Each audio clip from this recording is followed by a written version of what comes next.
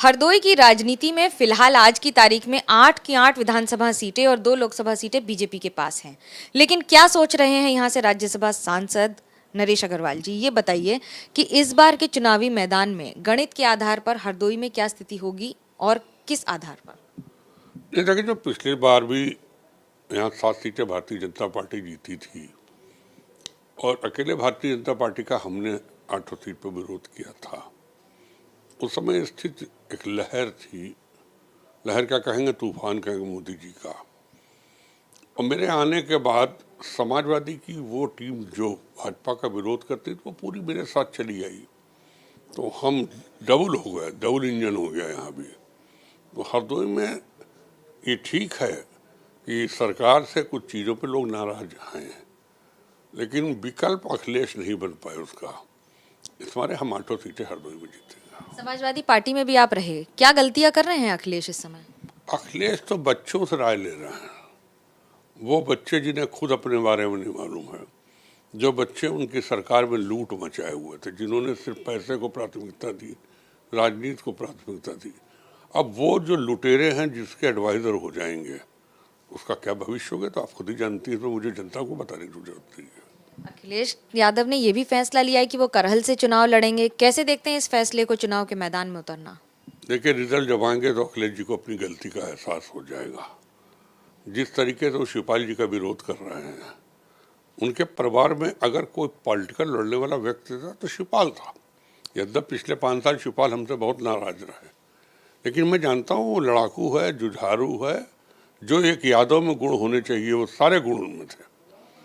लेकिन उन्होंने जिस तरीके से शिवपाल को खर्च कराओ, आज भी शिवपाल के ऊपर जितनी घृणा उनके अंदर है वो कहीं न कहीं करहल में उनके निगेटिव जाएगी, इतना उनको मान के चलना चाहिए।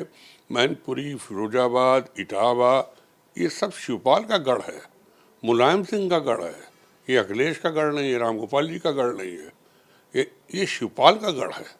और अब उनके गढ़ में अगर शिवपाल को मात देंगे तो मात अपने आप भी खाएंगे। समाजवादी पार्टी का गढ़ माना जाता है मैनपुरी को, इटावा को, एटा, इन सारे इलाकों को, तो फिर ये कैसे दो बातें? नहीं, समाजवादी का नहीं, वो मुलायम सिंह जी का गढ़ था। मुलायम सिंह वहाँ सर्वमान्य नेता रहे हैं। मुलायम सिंह की असली राजनीतिक विरासत तो शिवपाल में थी। पता नहीं किस बात पे अखिलेश और शिवपाल जी में मतभेद हो गया। जहाँ तक मुझे मालूम है, जब पिछली सरकार बनी थी 12 में तो उस समय 4-5 लोग बैठे थे कि मुख्यमंत्री कौन बने।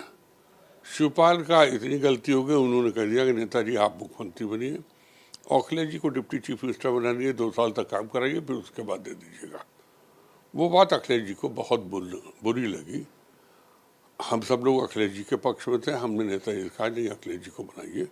अखिलेश जी बने, लेकिन वो मतभेद नहीं दूर हो पाए दोनों के बीच में, जिसका नतीजा समाजवादी पार्टी खत्म हुई और जिसका नतीजा आज भी 5 साल तक समाजवादी पार्टी भाजपा से लड़ी नहीं है।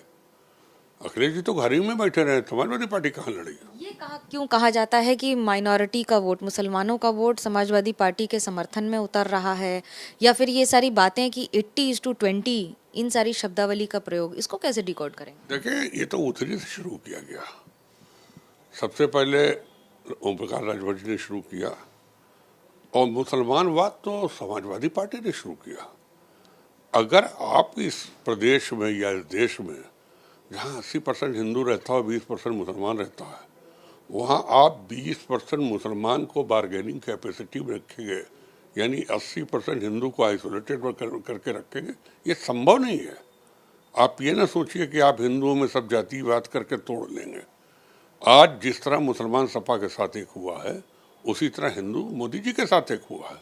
और ये जान ले, मुसलमानों को भी सोचना चाहिए कि मोदी जी और योगी जी से बैर कर कर वो अपने आप को संपन्न समझ लें या राजनीतिक रूप समझ लें, ये उनकी गलत फहमी है। हिंदू बहुत अब होशियार हो गया है। नहीं, आप हिंदू मुस्लिम करें तो ठीक है, समाजवादी पार्टी करें तो फिर गलत हो जाता है। जब वो करते हैं तो हम कहते हैं, हम तो हिंदू मुस्लिम में कहते कि नहीं कहते। मोदी जी की ऐसी कौन सी योजना थी जिसमें मुसलमान को लाभ नहीं मिला? सबसे ज़्यादा हम लोग देख रहे थे, करीब हर योजना में 30% लाभ मुसलमान को गया। तो हमारे नेता ने तो कोई ऐसी चीज़ की नहीं कि हमने हिंदू मुसलमान के भेद किया हो। लेकिन सपा अगर हिंदू मुसलमान के भेदभाव चलती है, विपक्ष के पास अगर यही मुद्दा है कि हिंदू मुसलमान पे चले, अगर उन सबकी ये सोच है कि सिर्फ 20% मुसलमान हमारे साथ खड़ा हो जाएगा, यादव हमारे साथ है ही, ओबीसी हमारे साथ है ही, तो हिंदू को यादव, ओबीसी, ठाकुर, ब्राह्मण में बांटकर अलग करके और मुसलमान को मजबूत बनाना चाहते हैं, तो ऐसे नहीं बटेगा ये। लाल टोपी पर सवाल उठता है, समाजवाद, सामंतवाद, आतंकवाद, यहाँ तक कि परिवारवाद अब कह दिया। तो परिवारवाद सिर्फ यादव परिवार में है, जब आपके बेटे को टिकट मिले तो परिवारवाद नहीं है बीजेपी में? देखिए, खाली बेटे तक सीमित होता हम समझ लेते हैं। मुलायम सिंह के भाई, बहू, जीजा, बहन, नाती, पोता, करीब 50 आदमी उस समय अखिलेश के पार्टी में सिर्फ उनके घर के एमएलए, एमपी, जिला परिषद अध्यक्ष, एमएलसी, ब्लॉक प्रमुख बने, तब परिवारवाद की बात की। हमारे यहाँ तो ऐसा नहीं, हमारा राजनाथ सिंह जी का भी बेटा है, हमारे यहाँ कौशल किशोर जी का भी बेटा है, ऐसा नहीं खाली बेटे को हमने परिवारवाद बनाओ, लेकिन सारे परिवार के आप भर लें तो परिवारवाद है। और एक और परिवारवाद में कह दूं, हर बाप चाहता है कि हमारा बेटा हमारे ही रास्ते पर चले। वकील का बेटा वकील, डॉक्टर का बेटा डॉक्टर, पत्रकार का बेटा पत्रकार, जज का बेटा जज, आईएएस का बेटा आईएएस, तो नेता का बेटा क्या बने, भिखारी बनेगा? नेता का बेटा भी नेता बनेगा। नेता का दर्द बोल रहा है कि सांसद का कि पिता का? नहीं, मैं सत्यता को बोल रहा हूँ, दर्द का सवाल नहीं है। अगर हमारा बेटा इस लायक न होता तो मैं कभी नहीं कहता तुम पॉलिटिक्स में आओ। हमारे बेटा तो अब लंदन जाने की बात कर रहे थे, तो हम लोग बेटा चौथी पीढ़ी कौन संभालेगा? हमारे बाबा, पिता, फिर हम, हमारा बेटा। तो अब इसको कह दीजिए हम परिवारवाद कर रहे हैं, तो वंश की परंपरा है। अगर वंश हमारा राजनीति में है, मैंने देखा वंश में वकालत में पूरे पूरे वंश वकील हैं, तो फिर आईएएस में पूरे पूरे परिवार आईएएस है। परिवार से स्कूल पर आ जाते हैं। स्कूल कॉलेज में जो हिजाब का मुद्दा चल रहा है उसको कैसे देखते हैं? बंगाल से भी एक तस्वीर आई है जहाँ पर शिक्षक को बंदी बना लिया, क्योंकि उसमें ये कहा गया कि शिक्षक ने हिजाब स्कूल में नहीं पहनने दिया छात्राओं को, और उसके बाद पुलिस फायरिंग सब कुछ हुआ, फिर छोड़ा गया है। देखिए, बड़ा दुर्भाग्य है इस देश का कि बच्चों में जिन्हें ये नहीं पता हम हिंदू हैं, मुसलमान हैं, जो स्कूल में ये नहीं सोच के जाते हैं कि हम हिंदू होके जा रहे हैं, मुसलमान को होके जा रहे हैं, आज उनको भी उसके चक्कर में डाल दिया गया। वैसे ही ममता जी ने बंगाल को पाकिस्तान बना दिया। पूरा ईस्ट बंगाल, पूरा बांग्लादेश एक तरीके से बंगाल में बसता चला जा रहा है। और आप देखिए, बंगाल की सीमा बांग्लादेश से लगी, बिहार की सीमा और असम की सीमा में जाति समीकरण एकदम बदल गए। जहाँ 20-80 था, 80 हिंदू था, 20 मुसलमान था, वहाँ 80 मुसलमान हो गया, 20 हिंदू हो गया। अब उन बाहरी लोगों को हम नागरिकता देते चले जा रहे हैं, ये क्या देश के लिए उचित है? बहुत से मुसलमान नेताओं की सोच है कि हिंदुस्तान को हम 20 साल में इसको भी मुस्लिम इस्लामिक कंट्री बना लेंगे, और बहुत से लोग कहते हैं आप मंदिर बनवा रहे हैं, 20 साल बाद हम उसी मंदिर को तोड़ेंगे। तो अगर ये भावना उनके अंदर है तो ये भावना हम लोग नहीं पूरी होने देंगे। हम भी एक हिंदू के बेटे हैं। मेरा सवाल यह है कि जब बीजेपी ने इतना विकास का काम किया तो फिर हर बार हिंदू मुस्लिम, कब्रिस्तान और मंदिर की सीमा और दीवार, इनके सवाल क्यों उठते हैं? नहीं, ये तो विपक्ष उठाने का प्रयास करता है।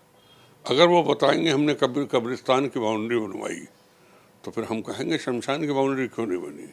वो न कहें, हम भी नहीं कहेंगे। जब वो कोई बात कहेंगे तो जवाब तो हमको देना पड़ेगा। हमें तो दुख इस बात का हो रहा है कि इतना बड़ा उत्तर प्रदेश, जहाँ ज़्यादातर प्रधानमंत्री गए, जो राजनीति का एक छोर है, राजनीति जहाँ से शुरू होती है, वहाँ ये चुनाव मुद्दों का हो ही नहीं रहा है, जातिवाद का चुनाव हो रहा है।